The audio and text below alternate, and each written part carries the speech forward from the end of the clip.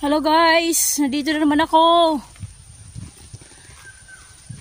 Binibisita ko na naman ang aking tanim na upo. Yan guys, oh, malaki na. Umaakit na guys, oh. Yung aking upo. Pakaakit na. Noon, nandito lang yon noon. Eh ngayon, yan na. Umaakit na guys, oh. Ito yung aking pinakamalusog na upo sa apat. Ito.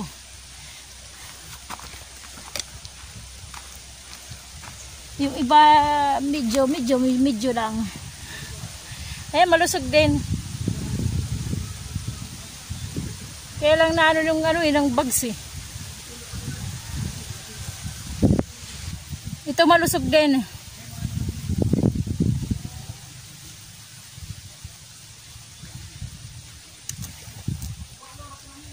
Malusog yung upo. Bagong lahat guys, subscribe, tsaka likes, tsaka pwede nyo i-share yung aking video para kumalat. Bago nyo tapusin yung panonood ng aking video, please subscribe muna para madagdagan. Tulungan nyo ako maka-reach ng 1,000 na subscriber. Tsaka siyempre mayroong watch hour. Kailangan ng inyong presensya para manood. Okay guys? Subscribe muna please. Thank you sa luma at saka mga bagong subscriber. Salamat. Maraming salamat sa inyo guys.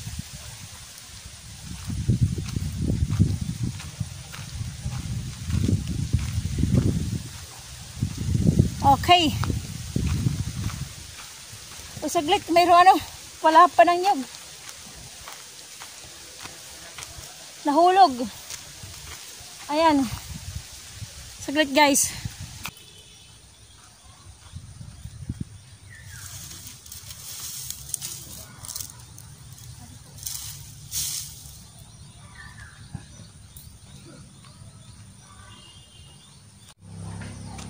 Mayroon dito isang bunga na okra.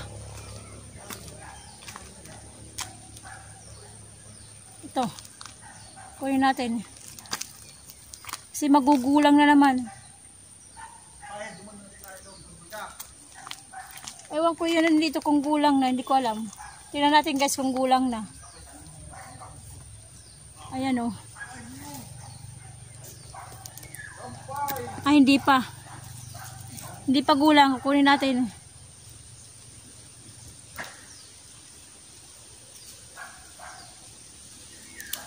Ayan.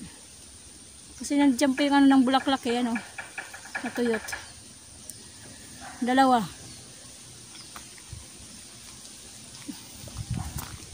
Ko nandito ko na to.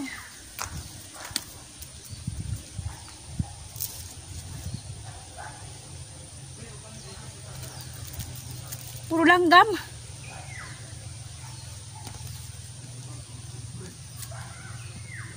Yan guys yung aphids eh. Yan yung puti. Yan yung puting yan. Yan ang nakakasira. Ayan yung puti. Ayan oh. Yan nakakasira sa sa tanim. Ayan, tapos lalanggamin siya.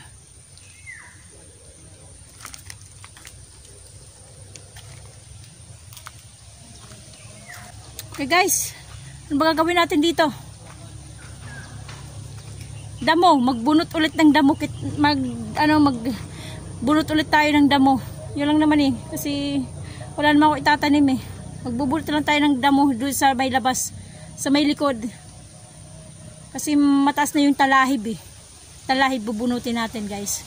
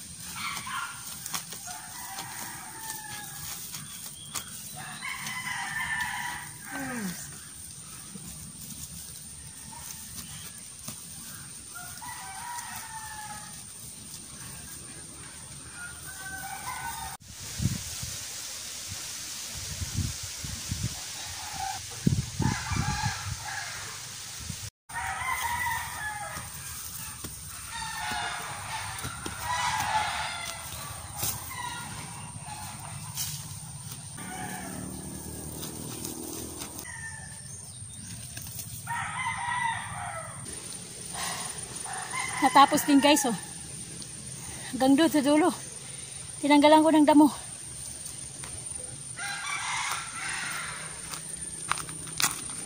Para malinis yung ano, yung paligid ng bakod. Para iwas ano, pagpasok ng ahas. Kasi maraming mga ahas dito eh. Pumapasok eh. Ganon din sa ating buhay, may mga ahas. Joke lang. Pero totoo naman. Kaya nilinis ko yung paligid hanggang doon. Saba, ayan, tama hanggang doon. Marami kasing ahas. Nakapalibot. Kaya mas maganda na yung malinis yung ano, yung likod ng bakod. Para yung ahas mag-alangan pumasok. Marami kasing mga ahas. Katulad ng nakita ko nung isang araw. Yung balat ng ahas doon sa banda doon. Nakita ko doon banda. Kaya mas maganda na yung malinis yung paligid. Hindi lang yung panloob, yung malinis, pati panlabas. Kailangan linisin. Hiningal ako eh, walang pahinga. Diretso. Yung aking pagtanggal ng damo. Bunot, tapos ginamitan ko ng bulo.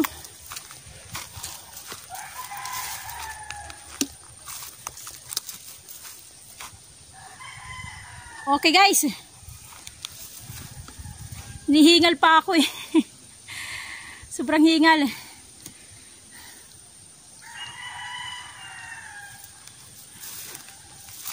Okay, mamaya ulit guys.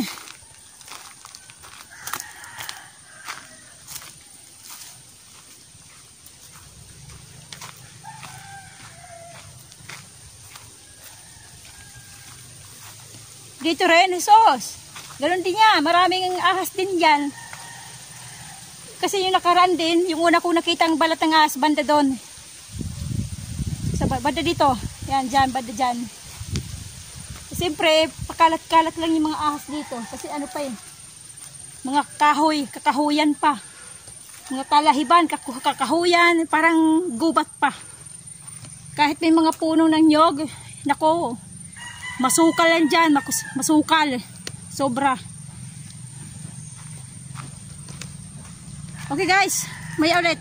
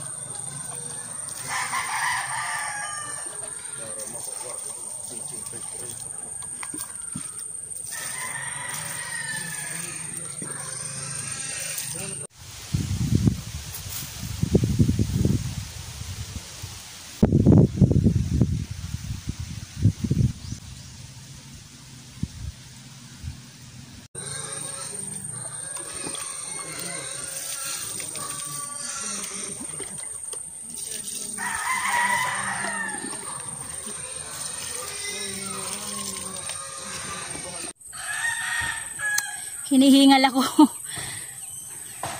Hinihingal ako sa igib ng tubig. Okay guys. Padilim na naman. Ito yung aking tatanggalan ng damo. Hanggang doon sa dulo. Hanggang dito naman sa dulo. Habang wala pa akong maitatanim, ang ginagawa ko ay magbunot ng damo, magtanggal ng damo. Para pag sakaling maitanim na, at least, malinis na, wala ng damo. Yan ang ginagawa ko palagi. Kahit isang oras lang, magbunot ng damo. Para hindi tumas yung mga damo dito sa loob, o kaya sa labas yung pagitan, sa gilid ng bakod. Para hindi pasukin ng ahas. Okay guys, yun lang ginawa ko dito, at saka nagdilig. Nagdilig ako sa kaunting tanim. Kaunti naman lang yung tanim ko eh. Kasi yung kamuting kahoy, hindi na makailangan diligan. Kaya yun ang gusto ko, lagi na lang kamuting kahoy na lang tatanim para wala nang dilig-dilig. Yung dinidiligan ko na yung kakunti, katulad itong upo. Yung agitway ko, yun lang kasi namamatay na. Tiga na.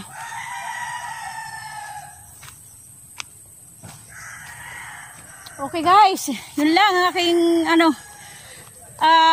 lagi ko sinasabi ulit. Please subscribe muna para madagdagan tayo yung ating subscriber para tumaas ng konti.